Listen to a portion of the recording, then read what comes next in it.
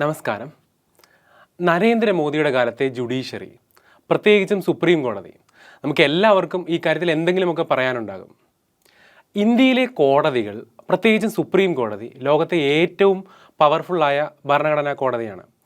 ഈ കോടതിയെ കൂച്ചുവിലങ്ങിടാനാണ് മോദി അധികാരത്തിൽ വന്നത് മുതൽ നിരന്തരം ശ്രമിച്ചത്. ഇതിനായി മോദി സർക്കാർ എടുത്ത പ്രധാന തീരുമാനമെന്ന് പറയുന്നത് ദേശീയ ജുഡീഷ്യൽ നിയമന കമ്മീഷൻ നിയമം കൊണ്ടുവരിക എന്നതാണ്. മോദി സർക്കാർ ഇതിനായി 99ാം ഭരണഘടനാ ഭേദഗതി പ്രാബല്യത്തിൽ കൊണ്ടുവന്നു. സുപ്രീം കോടതിയുടെ കൊളീജിയം സംവിധാനത്തെ ഈ നിയമം പരിപൂർണമായും റീപ്ലേസ് ചെയ്തു. സുപ്രീം കോടതിയുടെ കൊളീജിയം ഒരു പരിധിവരെ കോടതിയുടെ സ്വാതന്ത്ര്യം കാത്തു സൂക്ഷിച്ചിരുന്ന ഒരു സംവിധാനമായിരുന്നു. എന്നാൽ പുതുതായി നിലവിൽ വന്ന ദേശീയ ജുഡീഷ്യൽ നിയമന കമ്മീഷൻ ചീഫ് ജസ്റ്റിസിൻ്റെയും മറ്റ് ന്യായാധിപന്മാരുടെയും ജുഡീഷ്യൽ അപ്പോയിൻമെൻറ്റിലുള്ള പ്രാഥമികാധികാരം റദ്ദു ചെയ്തു. ഈ പൊളിച്ചെഴുത്താണ് ഗവൺമെൻറ്റിന് ഇടപെടാനുള്ള അവസരമൊരുക്കിയത്. എന്നാൽ ജുഡീഷ്യറി ഇതിനെതിരെ ശക്തമായി ചെറുത്തു നിന്നു. ഭരണഘടനയുടെ അടിസ്ഥാന തത്വം ലംഘിക്കപ്പെട്ടു എന്നതിൻ്റെ പേരിൽ 2016 തന്നെ ഈ നിയമം സുപ്രീം കോടതി റദ്ദു ചെയ്യുകയുണ്ടായി. അങ്ങനെ ജുഡീഷ്യറിയെ നിയന്ത്രിക്കാനുള്ള മോദി ഗവൺമെൻറ്റിൻ്റെ ആദ്യത്തെ പദ്ധതി അവിടെ പരാജയപ്പെട്ടു. എന്നാൽ ഇതിനുശേഷം ഇന്ത്യ കണ്ടത് ജുഡീഷ്യൽ നിയമനങ്ങളിലുള്ള വ്യാപകമായ ഏറ്റുമുട്ടലുകളാണ്. സുപ്രീം കോടതി കൊളീജിയം നിർദ്ദേശിച്ച നിയമന ശുപാർശകൾ ചെവിക്കൊള്ളാതെ ഇരിക്കുക, ലിസ്റ്റിലുള്ള പേരുകൾ പരിഗണിക്കാതെ ഇരിക്കുക, സെലക്ഷൻ കമ്മിറ്റി നൽകിയ പേരുകൾ അകാരണമായി തിരിച്ചയക്കുക, അനിശ്ചിതമായ നിയമനങ്ങൾ നീട്ടിവെക്കുക, ഇങ്ങനെയൊക്കെയാണ് മോദി ഗവൺമെൻറ് സുപ്രീം കോടതിയോട് പകരം വീട്ടിയത്. സെക്ഷുവാലിറ്റിയുടെ പേരിൽ, അതായത് ഒരാൾ ഹോമോസെക്ഷൽ ആയതിൻ്റെ പേരിൽ പോലും മോദി ഗവൺമെൻറ് കൊളീജിയം ശുപാർശ ചെയ്ത സൗരഭ് കൃപാലിൻ്റെ പേര് തിരിച്ചയക്കുകയുണ്ടായി. ഒരാളുടെ സെക്ഷൽ ഓറിയൻറ്റേഷനും ജെൻഡറുമൊക്കെ അയാളെ ന്യായാധിപ പദവിയിലേക്ക് നിയമിക്കാതിരിക്കാനുള്ള കാരണമല്ലെന്നാണ് സുപ്രീം കോടതി തിരിച്ചടിച്ചത്. ഇന്ത്യയുടെ ഇൻ്റലിജൻസ് ഏജൻസിയായ റോയുടെ നിലപാടുകൾ കോടതി പാടെ തള്ളിക്കളഞ്ഞു. ഗവൺമെൻറ് മടക്കി അയച്ച പേരുകൾ വീണ്ടും ശുപാർശ ചെയ്തും പൊതുപരിപാടികളിലൂടെ ജഡ്ജിമാർ അതൃപ്തി അറിയിച്ചുമാണ് സുപ്രീം കോടതി ഗവൺമെൻറ്റിൻ്റെ നടപടികളെ ഈ കാലത്ത് ചെറുത്തു നിന്നത്.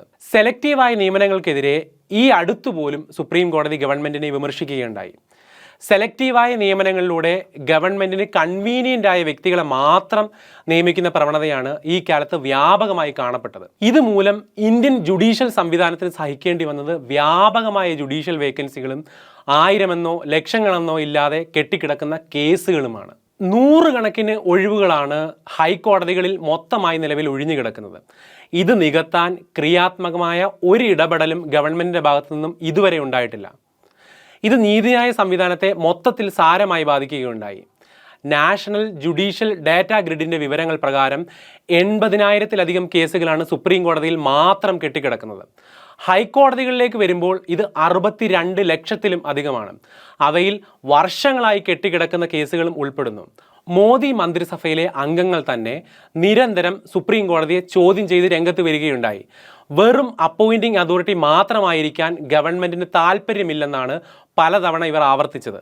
ഈ ഒരു പതിറ്റാണ്ടിലുടനീളം ജുഡീഷ്യറിയും എക്സിക്യൂട്ടീവും പലതവണ സംഘർഷത്തിലും ഏറ്റുമുട്ടലിലും ഏർപ്പെട്ടു.